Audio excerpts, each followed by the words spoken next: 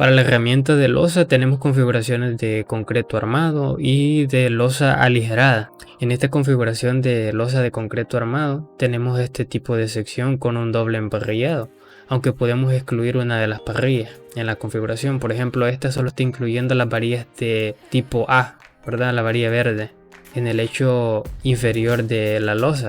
Entonces esto quiere decir que el cálculo solo lo va a hacer con una parrilla. En cambio, si queremos incluirlo, poner un doble emparrillado, y eso hará que tengamos más materiales en el acero, porque al ser una losa con doble emparrillado, para este cálculo vamos a excluir esa varilla B en ambas direcciones, y entonces el ingreso de datos es sencillo. Incluimos la longitud de la varilla A en el eje de las X, es decir, esta varilla, y tenemos configurada la varilla A, es la del hecho inferior, y lo que hacemos es introducir la longitud con su respectivo gancho, o sea, es decir, la pieza completa. También incluimos la separación y el diámetro de la varilla. Como hemos excluido la varilla B en ambas direcciones, no es necesario rellenar esto, ya que los datos no se tomarán en cuenta en ese cálculo.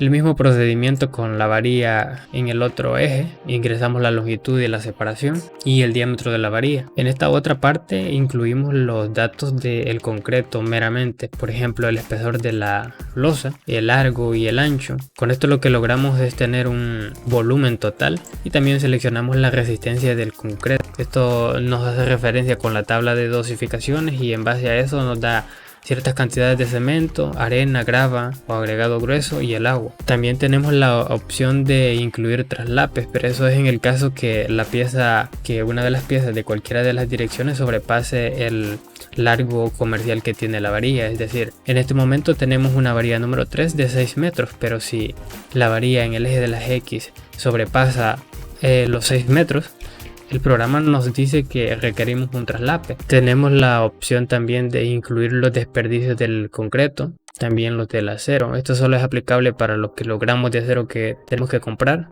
Podemos poner una descripción y un recubrimiento. Este recubrimiento es prácticamente para indicar al programa desde dónde tiene que empezar a contar el espaciamiento de las varillas.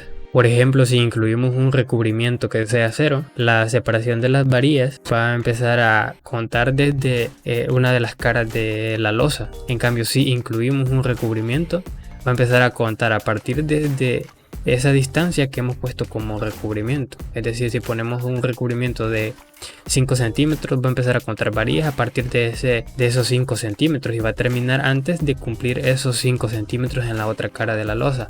Entonces con eso evitamos tener un excedente de material, ¿verdad? Al incluir un recubrimiento exacto tal cual como lo tenemos en los planos, entonces podemos tener resultados más exactos. Con todo eso configurado, ya podemos agregar los materiales o los resultados a la base de datos, ya que estos solo son un resumen de los resultados, y podemos acceder a la base de datos. Aquí nos da información, por ejemplo, las dimensiones que hemos introducido, la resistencia de los materiales, dosificaciones, la cantidad de materiales de cemento, arena, grava, también información sobre las varillas, la cantidad de varillas que tenemos que comprar, también el acero en kilogramos, la separación que le hemos dado, si tenemos sobrantes, la longitud de esos sobrantes. Por ejemplo, como no incluimos la varilla B en el eje de las X, pues nos dice que no está incluido. Entonces esos materiales no son tomados en cuenta en este cálculo. En el eje de las Y, pues ahí está también la información. Como tampoco incluimos la varilla B, no la incluyen los cálculos.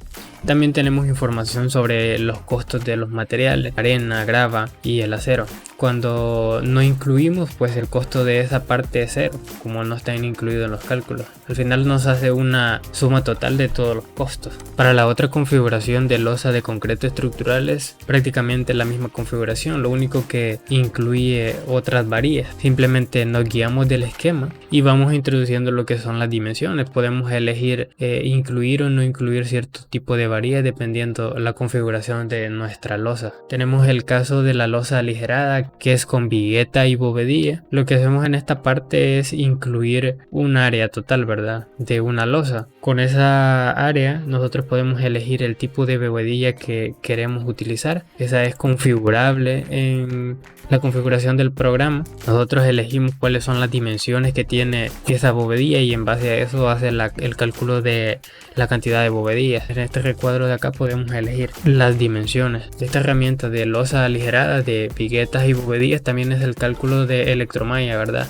La electromalla que se coloca en la parte superior donde va el recubrimiento de concreto. Acá también podemos configurar 3 tipos de electromalla con sus dimensiones para poder elegirlas en el ingreso de datos. Tenemos la opción de añadir el ancho de la vigueta. Con esto lo que hacemos es calcular un área que no corresponde al ancho o al área de las bovedillas, y en ese caso pues se resta para obtener un total de bovedillas exacto con respecto al área ingresada. En la parte superior, como mencioné antes, va una parte de concreto, un recubrimiento de concreto, entonces se coloca el espesor, se coloca también la resistencia de ese concreto. Eso también va ligado a la configuración de la tabla de dosificaciones del concreto, eso se puede configurar, igual las bolsas de cemento.